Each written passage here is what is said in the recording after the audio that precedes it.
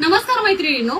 आपले व्हिडिओ बऱ्याचशा भागातून बघितले जातात. म्हणजे मला बऱ्याच ताईंचे सातारा, कोल्हापूर, परत उरणमध्ये देखील अगदी छोट्या छोट्या गावातून मला ऑर्डर देखील आलेल्या आहेत त्या ताईंच्या.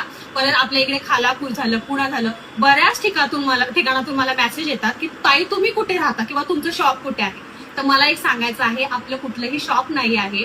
मी जे राहते ते कोपरखेरणे नवी मुंबईमध्ये मी राहते. आणि जो आपला स्टॉल लावत होतो ना आपण, तो घनसोलीमध्ये लावत होतो. पण आता पावसामुळे आपण स्टॉल थोड्या दिवस बंद केलेला आहे.